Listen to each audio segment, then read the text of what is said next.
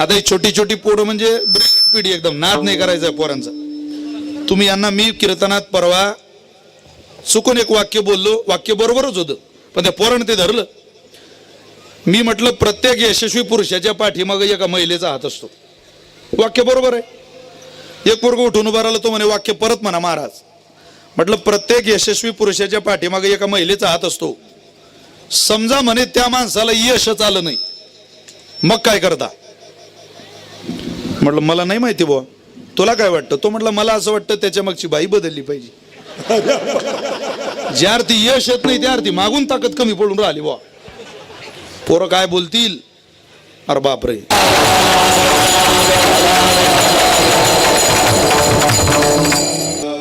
संप्राप्त कीर्तन रूपी सेवेकरिता निवडलेला अभंग थोडा आवाज द्या. जगद्गुरु जगद्वंदनीय ज्या संतांच्या अभंगवाणीला सूर्याची प्रखरता, चंद्राची शीतलता, अग्नीची दिव्यता, वेद मंत्राची पवित्रता, गंगेची सुचिता, आईची वात्सल्यता अशी उपमा दिलेली आहे. असे देवमान्य संत, संतमान्य संत, जगतमान्य संत, संत सम्राट विश्ववंद्य जगद्गुरु श्रीमंत श्री तुकाराम महाराज, श्री महाराजांचा अत्यंत गोड, अत्यंत प्रसिद्ध असलेला चार चरणाचा, या भूमंडळातल्या पवित्र जागेचं दर्शन घडवणारा, त्या पवित्र स्थळाचं दिग्दर्शन घडवणारा अभंग सेवेकरता निवडलाय. विठ्ठला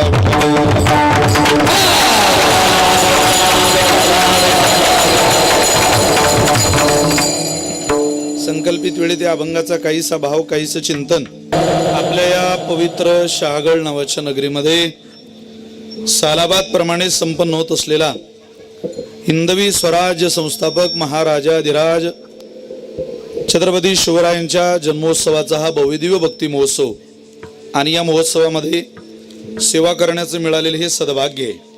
मी उपस्थितांच्या सगळ्यांच्या चरणी अंतःकरणपूर्वक प्रणाम करतो, सगळ्यांना धन्यवाद देतो. या कार्यक्रमाला उपस्थित संत सज्जन मायबाप, कार्यक्रमामध्ये ज्यांचं शिवपुराण आपण श्रवण करत आहात ते श्रद्धेय हरिभक्त परायण शिवानंद महाराज शास्त्री, ज्ञानेश्वरी पारायणाकरता ज्यांच्याकडे व्यासपीठाचं नेतृत्व आहे अशा आदरणीय हरिभक्त परायण ज्ञानेश्वरी सेवक गणेश महाराज भोसरे, शेषराव महाराज शिंदे, आदी करून कीर्तनाला उपस्थित संत सज्जन मायबाप, ज्यांच्याकडे कीर्तनाचा आज यजमान पद आहे ॲडव्होकेट मधुकरराव नामदेवराव पाटील खरात, श्री शिवसिद्धिदाता अर्बन शहागड यांच्या संयुक्त विद्यमातनं ही सेवा माझ्याकडे आलेली आहे. ज्ञात अज्ञात संत सज्जन मायबाप या सगळ्यांच्याच प्रेमातनं, अट्टहासातनं आज या शहागडमध्ये सेवा करण्याचा योग हा माझ्याकडे आलेला आहे. खरं तर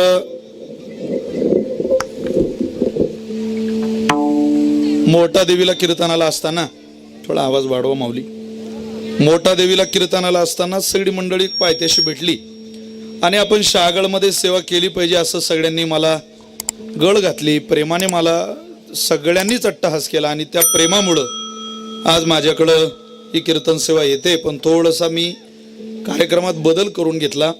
त्याचं कारणही तसं आहे. आमच्या श्रीगुरूंची सेवा आहे. हे कीर्तन झाल्यानंतर कन्नडच्या पुढे 40 किलोमीटर आणि मुक्ताबाई संस्थेचा विषय असल्यामुळं, गुरुजींचा आग्रह असल्यामुळं माझाही नाईलाज झाला. तसं तर कीर्तन सेवा थांबवण्याचीच वेळ आलेली होती. पण म्हटलं थांबवण्यापेक्षा समोरच्यांना विनंती केली, तुम्ही तास दीड तास पुढं सरका, आणि यांना म्हटलं तुम्ही जरा खाली सरका. पण इथल्या आयोजक मंडळींना मनापासून धन्यवाद द्यावे की त्यांनी 6 ते 8 या वेळेतली कीर्तन सेवा सुद्धा यशस्वी करून दाखवली. तुमची उपस्थिती आणि तुम्ही केलेली कार्यक्रमाची तयारी, कीर्तनाकरता माणसं कोणत्याही वेळेला येऊ शकतात, आपण ठरवलेल्या वेळेला येऊ शकतात, आपण दिलेल्या वेळेला येऊ शकतात, हे शहागडवासियांनी या कार्यक्रमाच्या निमित्तानं दाखवून दिलं. कार्यक्रमाला उपस्थित श्रद्धेय हरिभक्त परायण बोधे महाराज, गोड ज्यांची कीर्तनाची आरंभी चाल झाली असे श्रद्धेय शिवाजी महाराज माने, भाऊसाहेबजी महाराज पावसे, बळीराम महाराज केसबट, आदरणीय किरणजी महाराज वावरे, मृदंग साथीला बंधू गजानन महाराज कदम, हरिभक्त परायण पुरुषोत्तम महाराज थोरात, ज्ञानराज वारकरी शिक्षण संस्थेचे गुंगरडे हातगावची सगळी विद्यार्थी, याच कार्यक्रमामध्ये ज्यांनी जीव ओतला, जे याच कार्यक्रमाचे सन्माननीय सदस्य होते, वैकुंठवासी तुकाराम बरबडे आणि वैकुंठवासी विजूदादा खरात, मी यांना मनापासून अंतःकरणपूर्वक श्रद्धांजली, कृतज्ञता व्यक्त करतो आणि मिळालेल्या वेळेमध्ये या अभंगाचा काहीसा भाव आपल्या समोर मांडण्याचा प्रयत्न करतो. विठ्ठल विठ्ठल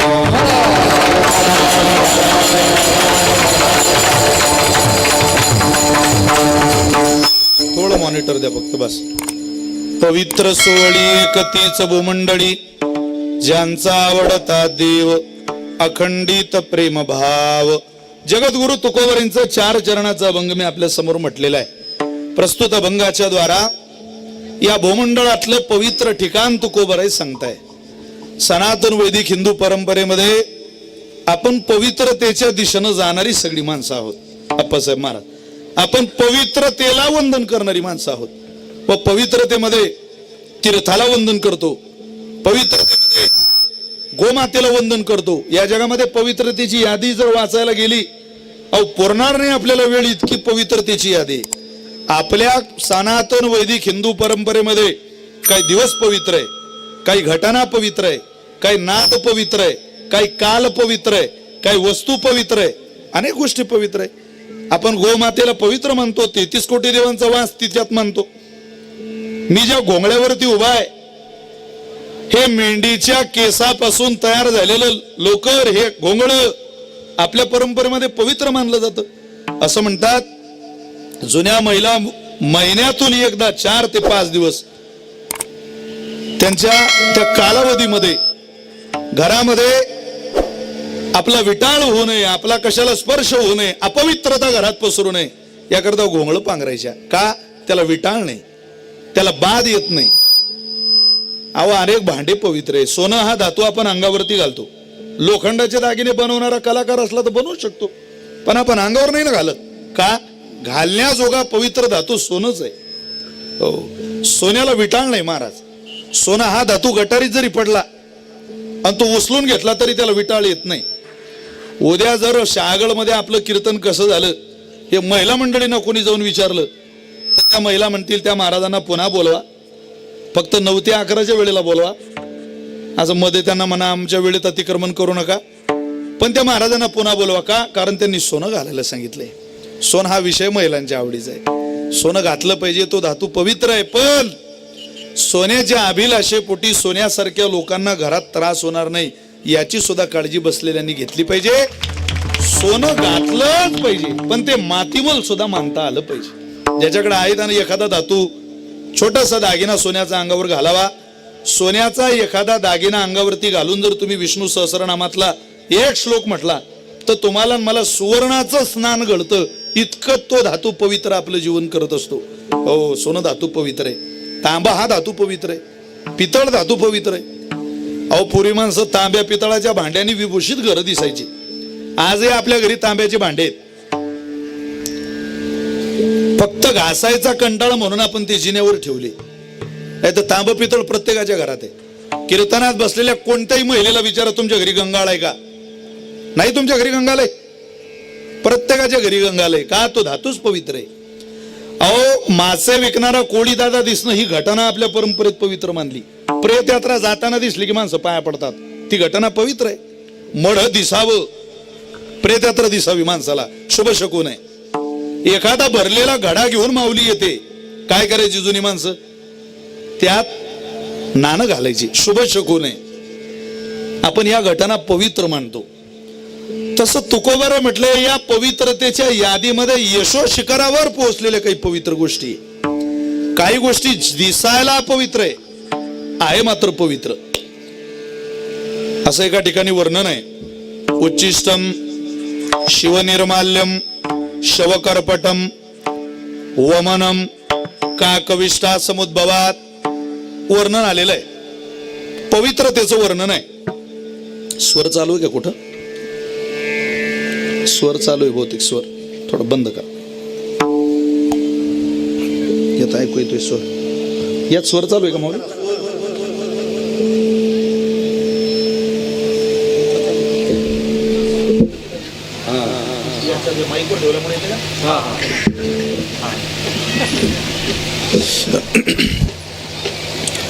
पवित्रतेची यादी सांगत असताना ऐका, यादी फार सुंदर आहे. उच्चिष्टम, शहागडवासियांनो एक उष्ट सुद्धा पवित्र आहे आपल्या परंपरेत. उष्ट, अरे कोण कोणाचं उष्ट खातं, पण एक उष्ट कायम खावं, कायम प्यावं. उष्ट पवित्र आहे. गाय दूध देते, पण गाय एकदम म्हशीसारखं दूध देत नाही. की मालक बसला आणि पाना सोडला, तसे ती दूध देत नाही महाराज. तिला आधी बच्च सोडावं लागतं. आणि बच्च सोडलं की ज्ञानोबारे म्हणतात, वत्साचे असे दुबते होय घर देशे, झाले पांडवांचे निमिसे जगदोद्धरण. ज्ञानोबारांची भाषा आहे, गाय बछड्या करता दूध देते, पण त्या गायीनं दूध देण्याकरता अगोदर तिला पानं सोटावं लागतो, आणि तो पाना वासराच्या माध्यमातून सोडते. एकदा गायीला पाना सुटला आणि त्या वासराचं तोंड दुधानं भरलं की तुमच्या माझ्यासारखी हुशार माणसं गायीसोबत चिवडून घेता आणि गायीची धार भांड्यात काढता. अगोदर खरंच सांगा, गायीचं दूध कोणी उष्ट केलं? तुम्ही बोर झाले का हो? मी घरी जाऊ का हो? थोडस बोला ना, कोणी उष्ट केलं ते? वासराने. आणि वासराने उष्ट केलेलं दूध आपण भांड्यात काढलं. कोण कोण पितं ते दूध? आपली मुलं पितात, आपण पितो. अरे आपण दूध पितो, यात काय नवलंय? तेच दूध जोपर्यंत माझ्या पांडुरंगाच्या अंगावर घालत नाही तोपर्यंत पांडुरंगाचा अभिषेक सुद्धा पूर्ण होत नाही. इतकं उष्ट पवित्र आहे. उच्छिष्टम शिवनिर्माल्यम. शिवनिर्माल्यम म्हणजे भगवान महादेवाला दिलेली वस्तू एक कायम पवित्र आहे. देवाला आज आलेली वस्तू परत उद्या वाहता येत नाही. देवाचं जाऊ द्या, आता तुम्ही हार माझ्या गळ्यात घातला, हा हार आज माझ्या गळ्यात हा हार घातला, उद्या येणार शंकराच्या गळ्यात तुम्ही हाच हार घालणार आहे का? हार तुम्हाला बदलावा लागेल. एका व्यक्तीला घातलेला हार दुसऱ्याला आपण घालत नाही. पण भगवंताला दिलेली, भगवान महादेवाला दिलेली एक वस्तू पुन्हा पुन्हा पुन्हा पुन्हा पुन्हा पुन्हा त्या देवाला दिली तरी चालते. ती कोणती आहे? शिवनिर्माल्यम. अगोदर गंगा देवाच्या मस्तकावर आली आणि मस्तकावर आलेली गंगा तिथून खाली पडली. कुठं? पृथ्वीवर. तिथून वाहायला लागली. आता देवाच्याच मस्तकाहून खाली पडली आणि वाहायला लागली. तेच कशी काय देवाला वाहता? पण जल कधी अपवित्र होत नाही. ते जल पुन्हा पुन्हा भगवान महादेवाला घालावं लागतं. शिवनिर्माल्यम. अपवित्रता जलाला कधी प्राप्त होत नाही. चला, वमनम. एक वांती पवित्र आहे. वांती पवित्र आहे? अरे नाव काढू नका, आम्हाला वांती होईल. नाही नाही, पण एक वांती पवित्र आहे. कायम पिली पाहिजे वांती. अरे काय बोलता महाराज तुम्ही? फार पवित्र आहे.